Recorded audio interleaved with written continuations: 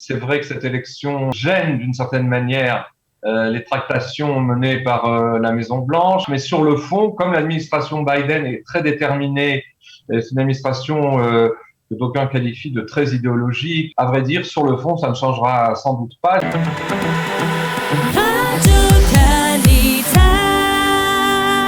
Comme chaque lundi, eh bien, nous avons le plaisir de retrouver Richard Darmon. Richard, bonjour, Boker Tov. Bonjour et shalom. Alors ce matin, ensemble, nous n'allons pas parler de politique intérieure. On en a parlé pendant la première partie de cette heure d'actualité. Mais nous allons parler du développement majeur qui est intervenu en fin de semaine dernière avec l'élection d'Ibrahim Raïssi, le nouveau président très radical et très extrémiste de l'Iran. Je voudrais tout d'abord vous poser une première question. Est-ce que cette élection peut avoir un impact sur la démarche des Américains qui, on le sait, veulent renouveler cet accord de Vienne? Est-ce que ça peut les freiner d'une manière ou d'une autre, ou on a le sentiment que ça n'a pas véritablement d'impact? C'est la question que se pose tout le monde au sein des analystes des affaires iraniennes. La réponse, je crois, est à double voie. D'une part, c'est vrai que cette élection gêne d'une certaine manière les tractations menées par la Maison-Blanche. Je signale d'ailleurs que hier a eu lieu à Vienne le 6e round de la première phase des pourparlers, donc indirect entre les Américains et les Iraniens par l'intermédiaire des Européens. Ça n'a pas empêché, bien sûr. Donc ça risque, disons, de porter une ombre à cette démarche, mais sur le fond, comme l'administration Biden est très déterminée, c'est une administration que d'aucuns qualifient de très idéologique, elle est tout à fait déterminée à réintégrer l'accord de Vienne.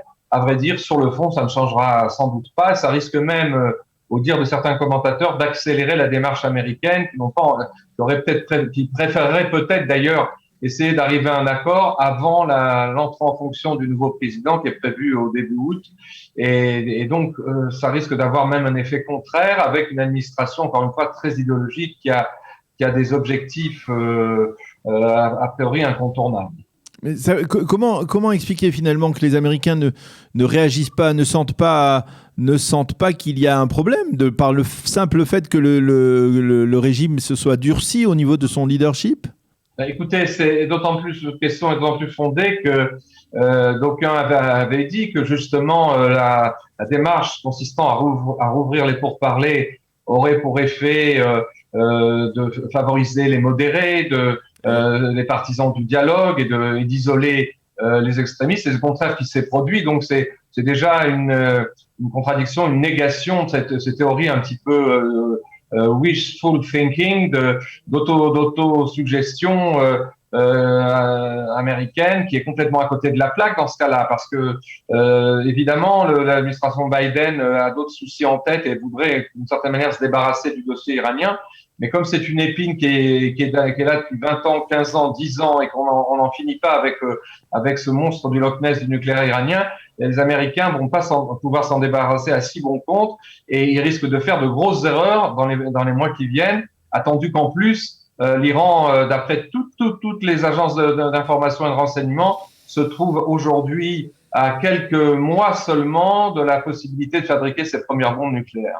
Alors, on le sait, le chef d'état-major de l'armée israélienne, le général Aviv Kochavi, est parti à Washington pour des rencontres, une série de rencontres, une semaine de rencontres avec les dirigeants américains. Est-ce que vous croyez que Kochavi, qui est une personnalité dominante en Israël et qui s'y connaît en matière de dossier nucléaire, du nucléaire iranien, a la possibilité de persuader les Américains d'insérer, on va dire, certaines clauses qui renforce, on va dire, la sécurité et la protection de l'État d'Israël, ou c'est peine perdue? C'est vrai que le principal objectif de sa visite, c'est justement le dossier iranien. Et finalement, faisant la lecture assez claire que cette administration campe sur ses positions, ce que effectivement va essayer de faire Kochavi, c'est de faire plusieurs choses. D'abord, d'essayer de mettre en avant un certain nombre de faits importants, comme par exemple la nécessité que si accord il y a dans les prochaines semaines avec les Iraniens, eh bien cet accord stipule que le régime iranien ne peut pas continuer à fabriquer des missiles balistiques, qu'on étendrait jusqu'à 2030 la limitation fabrication d'uranium enrichi et aussi de la mise en place de nouvelles centrifugeuses qui permettent de cet enrichissement. Mais ça, ce sont des vœux pieux israéliens parce que si tant est que les échelons militaires et de défense et au Pentagone qui vont écouter Kochavi avec sérieux transmettront ces souhaits à la Maison-Blanche, encore une fois, à la Maison-Blanche, il y a une volonté, je dirais, idéologique très affirmée de traiter ce dossier. Et finalement, c'est absolument sidérant, c'est que à la Maison Blanche, comme dans certaines administrations, je dirais encore une fois idéologiques, on ne voit pas la réalité telle qu'elle est, mais telle qu'on voudrait qu'elle soit. Et donc, ça peut, malgré toutes ces précautions, ça peut mener à certaines erreurs. L'une des autres demandes importantes que fait Kochavi en ce moment à Washington, c'est de demander de ne plus rester que Israël ne reste plus sur la touche, puisque c'est ce qui s'est passé. C'est pour parler de Vienne, engagé il y a 2 mois déjà, ont mis Israël sur la touche. Israël, qui est quand même le principal concerné, le principal acteur dans ce dossier, qui a été mis sur la touche. Alors Kochavi va demander à ses interlocuteurs, surtout ceux de la défense américaine, de pouvoir être informés de ce qui se passe au sein de ces pourparlers, parce que il y a évidemment l'option militaire qui reste toujours sur la table pour Israël, et Israël a besoin de savoir ce qui se passe dans les coulisses de Vienne, où je vous rappelle, ces négociations-là sont tenues pour secrètes pour l'instant. C'est-à-dire qu'on ne sait pas ce qui s'y dit. Mais pas plus que ça, c'est-à-dire on avait le sentiment, dites-moi si je me trompe, au moment de l'arrivée de Joe Biden à la Maison-Blanche, que malgré tout, tout en critiquant la politique de l'administration Trump, eh bien, il pouvait en tirer certaines leçons. Et l'une des leçons, ça avait été apparemment de dire qu'on ne referait pas l'accord de Vienne de 2015 comme il avait été fait, c'est-à-dire sans tenir compte d'Israël, sans tenir compte de l'avis des pays du Golfe Persique. Est-ce qu'aujourd'hui, l'administration Biden est revenue sur ce principe? Est-ce qu'elle ne fait que s'écouter elle-même? Il y a un problème aussi d'homogénéité au sein de cette administration, parce que ce que vous venez de développer, cette position-là, c'est sans doute celle du secrétaire d'État Anthony Blinken, oui, effectivement, veut garder un canal avec Israël et qui prend ses précautions et qui est quand même assez lucide au niveau de certains éléments de la réalité. Mais il n'est pas le seul à décider. Il y a les conseillers de Biden qui sont encore une fois très, non pas extrémistes, mais disons qui sont très idéologiques et qui le poussent vers une sorte de fuite en avant. Et donc il y a au sein même de l'administration Biden, il y a des tiraillements sur cette question. Et nul doute que l'élection du nouveau président iranien, qui est le duché de Téhéran, qui est responsable de la mort d'au moins 30 000 prisonniers politiques en 88 et des ordres de faire tirer l'armée, les gardes révolutionnaires iraniens contre les émeutiers des dernières années. Nul doute que cette élection va quand même, si ce n'est ébranlée, va quand même poser un certain nombre de questions. Mais encore une fois, on a affaire à une sorte de marche forcée, de la même manière qu'il y a une marche forcée de l'Iran vers le nucléaire, envers et contre toutes les dispositions prises par la communauté internationale. De la même manière, il y a une sorte de marche forcée assez autistique jusqu'à maintenant de l'administration Biden pour essayer à tout prix de décrocher un accord avec l'Iran. Et c'est valable aussi pour les pays du Golfe. Les pays du Golfe, ils restent, on va dire, ils restent passifs face à ce qui se passe actuellement?